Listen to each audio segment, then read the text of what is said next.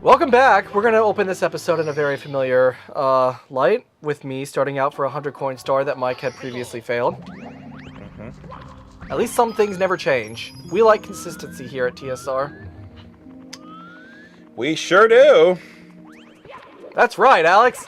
And if this is anything like the previous episode, I'm definitely going to murder Lucy Liu. I don't know what that means, but I said it anyways. Trebek? Am I Alex Trebek? Sure. Does that mean I'm from Canada now? Do you want to be from Canada? Sure. Then you're from Canada. Congratulations. Congratulations, A. Congratulations, eh? At least the money is prettier in Canada. Actually, yeah, their money does look cool. Yeah. Actually, our money, I will say this, American money has gotten a lot cooler in the past decade. It actually has, like, you know, like... It actually doesn't look like it was made in the 1700s. I know, right? Because it's funny, like, from 1900 to, like, 2000, the money didn't change at all. And then now, all of a sudden, they decided, let's make it a little more secure. Of course, it was... I don't know, would you say it was easier to counterfeit money in the... earlier, just because nowadays we have the technology to discern it pretty well. Look like I know anything about counterfeiting money? Are you a cop? Is this a trick question? Are you trying to get me to say something? No. It sounds like you're trying to get me to admit something here. I have never even met or spoken to an officer of the law before in my life. I don't, Are you a cop? Because you have to tell me if you're a cop. Don't you know that? No. You gotta tell me. No. No, you don't oh, cop, good! No, you don't have to tell me, or no, you're not a cop. Oh. I got it. Let's move our recording studio to North Korea. That's a good idea. Oh, for our glorious leader. Oh. Oh. Harrow. Oh, that's racist. It's not. You racist. I am quoting a movie that will remain unnamed. That movie is hilarious, though. It is. It's not racist if you're quoting a movie. The movie is called Team America. Yes. Which is, in and of itself, a parody of America. Hans Bricks. Oh, drowns him in a cage of sharks. Or a cage of sharks. A tank of sharks. You drown somebody in a cage of sharks. Yes. What a way to go that would be, though. Oh, I know. Like, you know how you have a shark cage when people go diving, you know? Yeah. But instead of the cage protecting you from the sharks are in the cage with you. I'm just trying to imagine what that would be like. You're just standing at the pearly gates of heaven. He's like, all right, so your name is Kyle Truck, so how'd you die? I was drowned in a cage of sharks. What, really? Dude, that's freaking awesome. Dude, that's the best way to die. Yeah.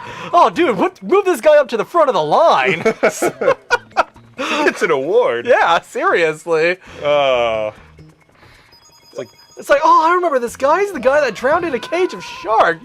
You'll be like a celebrity. Yeah, I know. And for the rest of eternity, everyone will worship you. Something like that. Okay. Why not? Alright, don't mess it up like I did. Oh, I already did. Oof. They don't give you enough time. Yeah, they do. I got them all. Oh, you son of a crap. Oh, you're upset that I'm doing well? You hear that? Mike wants me to do bad. What a jerk. I kind of would like to have some verification of my own skills. Alright, here's some verification. Your skills are bad, and so are you. Is that enough verification? Well, you're on fire, so... I am on fire, and I like it. Hold still! Never have I ever witnessed an apartment fire. Oh, wait, I kind of have. I was to say, yes, we have. Well, we didn't witness the fire. We just saw the after effects. Yeah, why don't you go ahead and tell him that? Because that was fun. Have I ever told this story? I don't know if I have. I don't know. Well, you should know better than anyone. There's nothing wrong with repetition, right? Sure, why not? When I was a sophomore in college, I had a studio apartment. And this particular day, it was a cold early December Saturday afternoon, and I was living about 60 miles away from most of the rest of the group, and they decided to come down and visit me for the day. DeMarcus was with me because he lived down there as well, and they decided to come down and visit. Well, one of the activities for the evening was to go out to one of the most delicious pizza places in the entire world that DeMarcus and I agree on. And anyway, that's irrelevant. Point is, our friend Dan had a vinyl bag that he was leaning on the stove, but the reason why he put it on the stove is because the stove is literally 2 inches from the sink, and he was trying to hang the bag over the sink to dry it out. Well, we get back from the hour-and-a-half dinner. Mind you, this is the only hour and a half of that entire day I was gone from my apartment. We come back. The door is just axed in. Like, the door is broken from the doorknob. And there's just black everywhere, soot. And at first I thought, oh, someone broke in. Like, someone stole all our stuff. But no, it turns out the stove shorted out, caught the vinyl bag on fire, and almost burned our apartment down. Yep, so the fire department just was like, oh, we're not going to ask him, but just axed the door in. And the short occurred in the hour-and-a-half window that I was gone that day. The only hour-and-a-half window. And the best thing about it is, our fine friends brought some valuable stuff with them. So, that was... So, yeah, I know, right?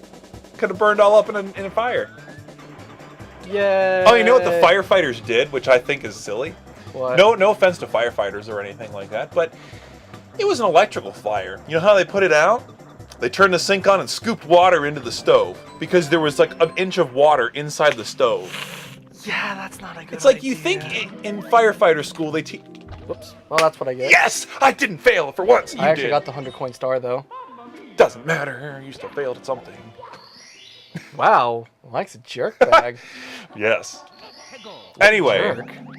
So you'd think in firefighter school they would teach you not to put out electrical fires with water. Especially a stove that's still plugged into the wall and a stove that had a short in it. So it's probably not stable. No. But to their credit, they did file a report for me, and I was able to get the stove and everything and all the cleaning done for free. Because it was not our fault. Because it was not my fault. So, although the cleaning people that actually did show, no, I did have to go to a hardware store to get some trisodium phosphate. There, I dropped a chemical name.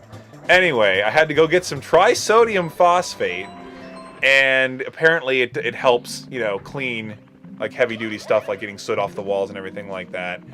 And I got a bucket. It cost me $7 for the TSP and the bucket. And the lady at the counter at the hardware store is like, oh, you should totally turn this receipt into your rental company and they should reimburse you for this. So I'm like, sure, why not? So I take it to the rental company. It's like, I think you should pay for this bucket and this TSP. And they're like, oh, we don't do that. It's like, fine, I'm not going to fight over $7. I don't even know why I bothered, but I thought it was technically their fault, though. Yeah, I know. Like, we're not going to do that. And they really should have paid for it. They should have. That or they should have donated supplies for you to use to clean the apartment with.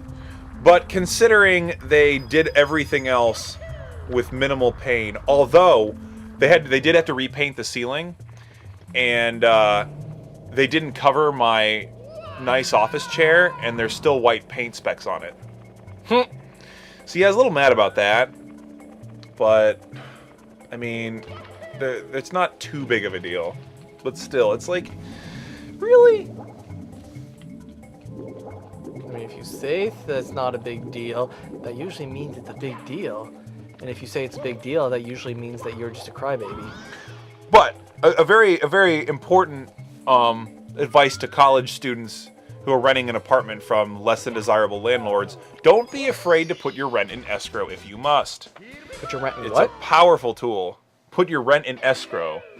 It means, like, if they are too slow to fix, like, if let's say your heater's broken and they haven't fixed it in a month and you're really cold because it's wintertime, well, what you can do is you can get a certified check from your bank and actually give that check to the court, and you can file like a complaint saying like you're paying your rent, but you're not paying your landlord. You're paying the court, and then the landlord is eligible to get the money from the court once they prove they fixed your problem. Oh, that's interesting. Yeah. So it's kind of like an accountability thing. Like it gives the renter like some kind of power over the landlord if that happens. Oh, I did not know about that. I like it. Mm-hmm.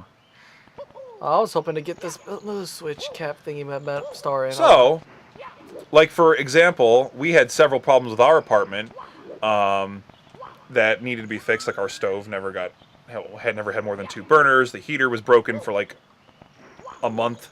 The air conditioner never worked. So we threatened them with escrow, and then they threatened me with, oh, we're just going to get it out anyway. It's like, well, then fix our stuff. Turns out once we threatened them, they fixed 75% of the stuff the next day. Nice. Nothing like a little motivation to get them going. I know, right? It's like, I wonder who was on the wrong side of the equation here. Apparently they were, and they even thought so. So anyway, a nice legal lesson from your local meteorologist. That doesn't make... It makes sense. Somehow those words... Yes.